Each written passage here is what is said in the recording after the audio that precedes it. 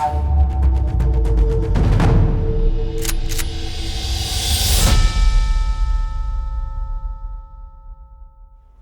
gang, welcome to Facts and Firearms. My name is Ayoob, and tradition demands that I ask you to hit the like button if you like it, to subscribe, and if you like, ring the bell so we can notify you of future content. Today's topic is one hand only, specifically right hand only in this case, reload of the double action only revolver for an injured shooter who only has the one limb to work with. First, obviously, you'd want to be back behind cover while you're doing this because it's going to take a little while. Now, with the right hand, as you come back, I like to bring the butt against the chest, gives me a little more stability.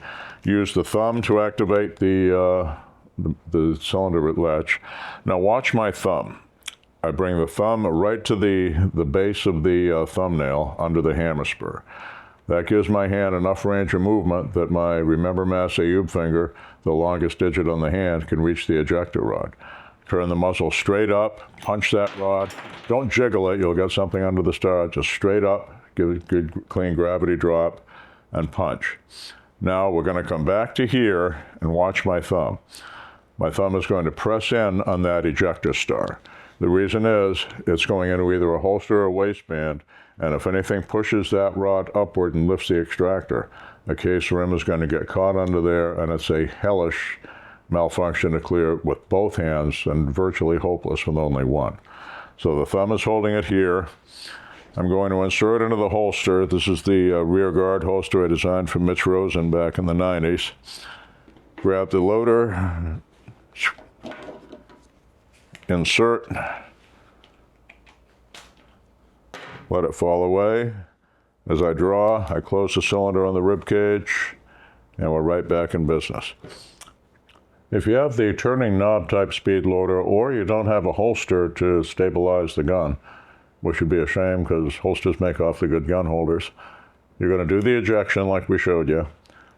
Turn the gun around and put your thumb on the star, shove it into the waistband, butt forward.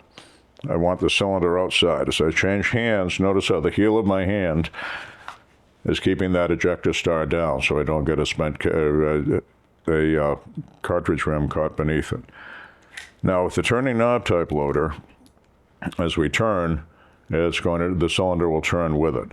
So I'm going to use my ring finger and the cylinder flute to stabilize, and now turn like that, clockwise on the HKS, counterclockwise on the 5-star. Grab it backhanded in the cavalry draw, and across the chest or the thigh, close the cylinder, and you're right back up in business.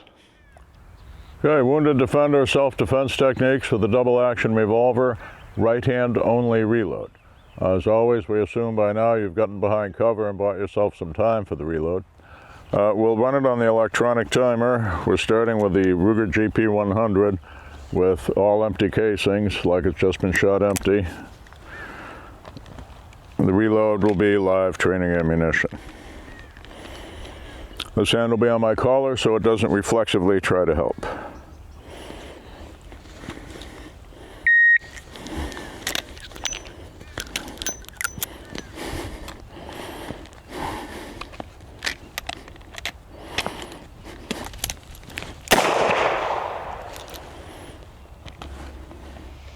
Right hand only, the shot after the reload is fired at 11.06 seconds.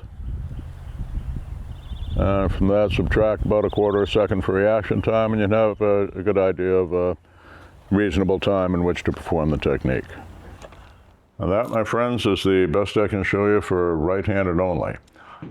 We've seen on the firing range that it's reasonably quick, and it's about the best you can do short of the New York reload, which is drop the empty one and pull a second loaded one. Down the road, we'll have more content related to reloading the revolver. We'll work on the control of the double action trigger on the revolver. And we've got a whole lot more, and it's not going to be just a revolver channel. I look forward to seeing you here down the road at Facts and Firearms.